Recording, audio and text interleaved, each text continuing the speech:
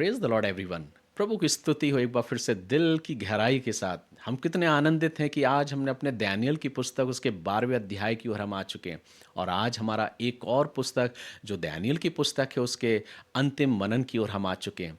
आज हम मनन करेंगे दानियल उसके 12वें अध्याय की ओर। लेकिन सबसे पहले मैं आप सबों का शुक्रिया अदा करता हूँ, आपको धन्यवाद देता हूँ जो आप सब प्रथम बार मेरे इस चैनल पर जुड़े हैं। प्रभु आप सबों को आशीष दे। मेरा सिर्फ एक ही लक्ष्य है कि हम आपस में मिलकर प्रभु के वचन का मनन करें, प्रभु के वचन से प्रेम करिए, प्रभु के वचन को पढ़िए, प्रार्थना में अपने जीवन को व्यतीत करिए और देखिए कि प्रभु हमसे क्या चीज़ें बातें करता है।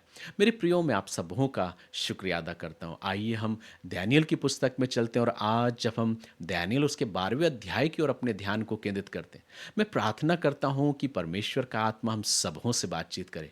पवित्र आत्मा जो हमारा शिक्षक और सहायक है वो हमारी अगुवाई करे ताकि हम प्रभु के इस वचन को बहुत गहराई के साथ सीखने पाएं। मेरे प्रियो, दानियल की पुस्तक और उसके 12वें अध्याय को जब हम पढ़ते हैं तो ये पुस्तक एक आशा भरे संदेश से अपने उस संदेश को, जो आशा भरा संदेश है, उसके साथ समाप्त होती है। मेरे प्रियो, दानियल की पुस्तक जब हम 12वें अध्याय को पढ़ते हैं तो हम इस बात को देखते हैं कि परमेश्वर दानियल के द्वारा कुछ बातों को बताने जा रहा है और वो दानियल से बात करता है। वो कहता है, हे दानियल, देख कि अंत के समय में क्या कुछ घटने वाला है, वो बात मैं तुझे बताने पर हूँ। और तब दानियल बड़ी इच्छुक के साथ, बहुत जिज्ञासा के साथ प्रभु से उन बातों को सुनता है। परमेश्वर उसको कहता है कि देख दानियल, कि अंत के समय में ऐसा होगा कि एक भयंकर संकट का समय आएगा। और वो संकट का समय ऐसा होगा जब वो उजड़ने वाली चीज़ दिखाई देगी। ऐसा समय आएगा जब लोग अपने विश्वास से मुकर जाएंगे। लोग उस चापलूस के पीछे हो जाएंगे जो चापलूसी भरी बातें करके उन्हें अपनी ओर फिर लेगा।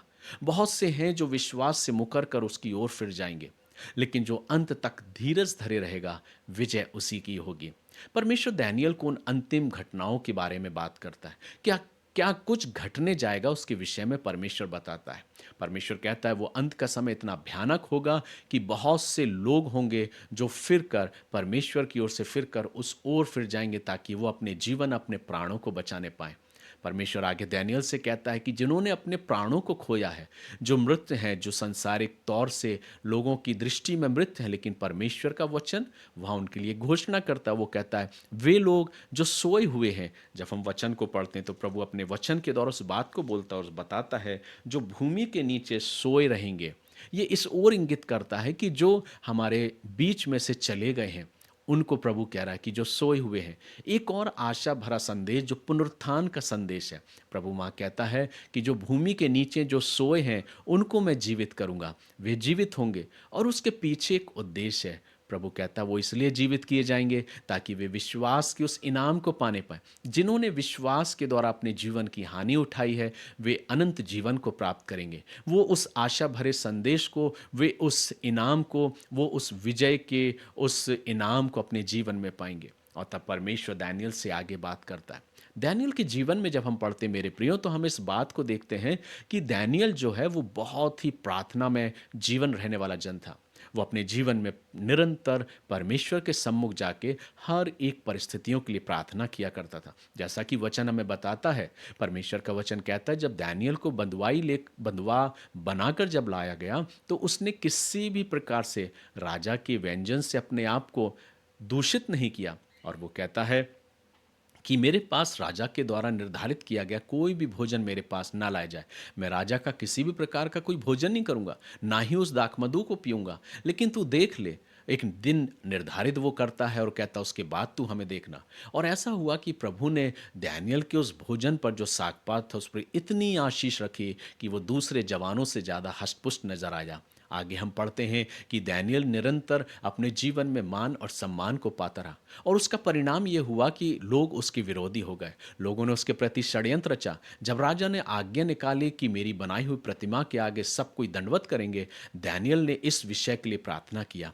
वो जाता है अपनी कोठरी में प्रार्थना करता है और तब लोगों ने अब उस राजा के प्रति षड्यंत्र रचकर और उस दानियल के प्रति षड्यंत्र रचा और राजा के पास जाकर उस बात पर मोहर लगवा दी जैसा राजा ने कहा था कि जो कोई मेरी आज्ञा को नहीं मानेगा उसे सिंहों की मांद में डाला जाएगा। लेकिन दानियल जो कि एक निडर था वो राजा की उस आज्ञा से नहीं डरा।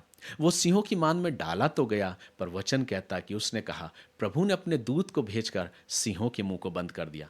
दानियल को कोई हानि नहीं हुई, शद्रक मेशक अबेदनगो को कोई हानि नहीं हुई। वे अपने विश्वास में खरे उतरे, वे आग के भट्टे में चले गए, लेकिन उनकी गवाही एक राजा देता है। वो कहता, क्या हमने इसमें 3 पुरुषों को नहीं डाला था? तो ये चौथा परमेश्वर के पुत्र के सदृश कौन है जो उनके बीच में टहलता है? उनको बाहर निकाला जाता है और देखा जाता है कि वो ठीक ठाक थे। ये शायद हमारे और आपके जीवन में मानवीय विश्वास के अनुसार स्वीकार करना बहुत कठिन है, लेकिन वचन इस चीज को कहता है कि शद्रक मेशक अबेदनगो बाहर निकाले जाते हैं। एक राजा उनकी गवाही देता है, राजा उनके विषय में इस बात की घोषणा करता है। दानियल भी निकाला जाता है और दानियल के लिए भी ये घोषणा की जाती है और राजा उस बात की घोषणा करता है। जो बातें हम दानियल के जीवन में सीखते हैं वो ये कि सिर्फ वो प्रार्थना करने वाला ही नहीं, पर वो दूसरों के लिए भी प्रार्थना करने वाला जन था। वो दूसरों के लिए क्षमा याचना करता है, वो प्रार्थना करता है, वो टाट ओढ़ता है, राग पर बैठता, उपवास रखता है और प्रभु से लौ लगा के प्रार्थना करता है, प्रभु से क्षमा मांगता है, प्रायश्चित करता है, पश्चाताप करता है। और वो कहता है, प्रभु इनको माफ कर, इनको क्षमा कर, प्रभु इनको अपनी प्रतिज्ञा के अनुसार उस प्रतिज्ञा किए हुए देश में ले जा। और प्रभु से वो प्रार्थना करता, वो उस भवन के लिए, उस मंदिर के लिए बहुत ही उत्सुक है और वो प्रार्थना करता। प्रभु समय समय पर उससे बातें करता है और बताता है कि डैनियल देख, अब आगे क्या होने वाला है, मैं कैसे इनको अपने प्रतिज्ञा किए हुए और आशीष भरे देश में लेकर जाऊंगा। प्रभु सब कुछ डैनियल को बताता। क्यों मेरे प्रियो?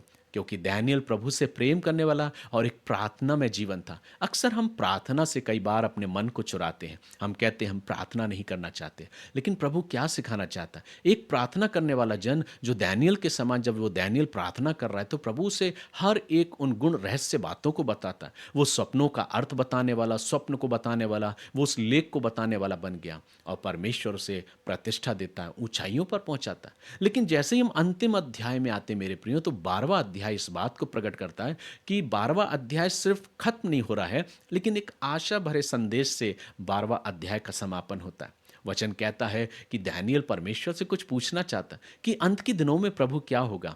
प्रभु से कहता है कि वो बातें तेरे जानने के लायक नहीं, इसलिए जो पुस्तक है उसको तू बंद कर दे, इस पुस्तक पर मोहर लगा दे। लेकिन कुछ बातें दानियल मैं तुझे जरूर बताऊंगा। और तब परमेश्वर दानियल से बात करता है। वो कहता है अंत का समय एक भयंकर समय होगा।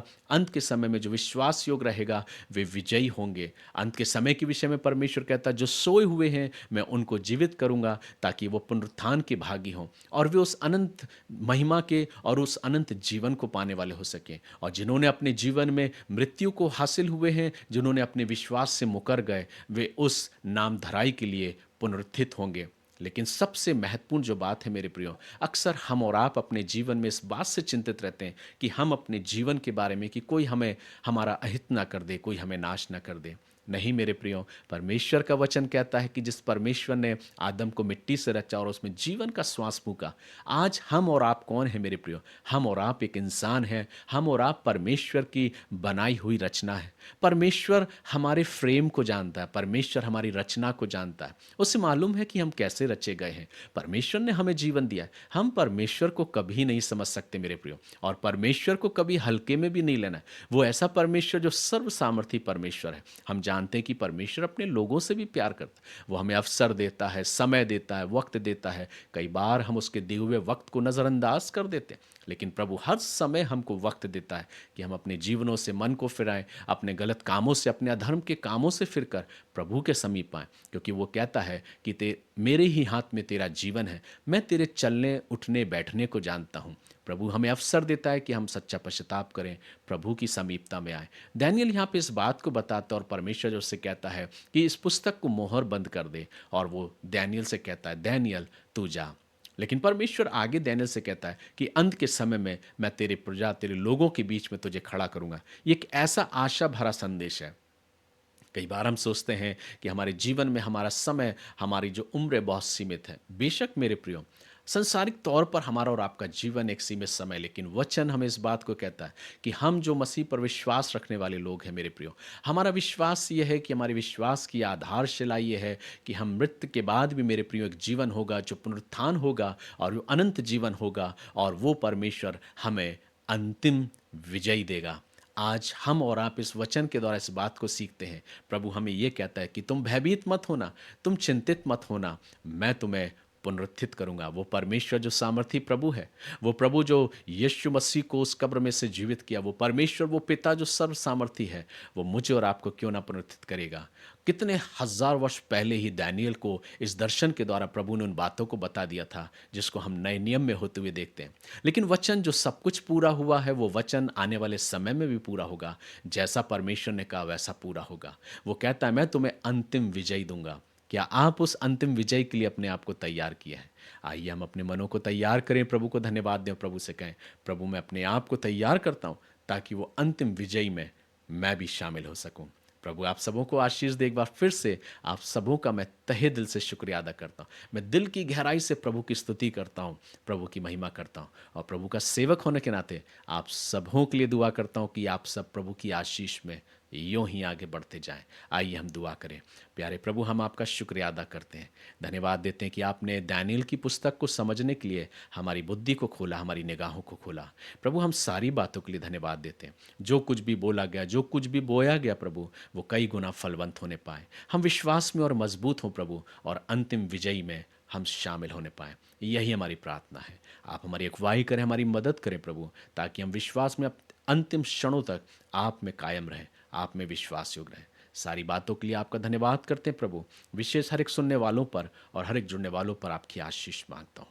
प्रार्थना हमारे उद्धार करता फिर से जलाने वाले यीशु नासरी के नाम से का मांगता हूँ। सुनिए और ग्रहण कीजिए। आमीन। God bless you. प्रभु आप सबों को आशीष दे। हम कल फिर मुलाकात करेंगे एक नए अध्याय, एक नई पुस्तक के साथ। तब तक प्रभु आप सबों को संभाले। God bless you.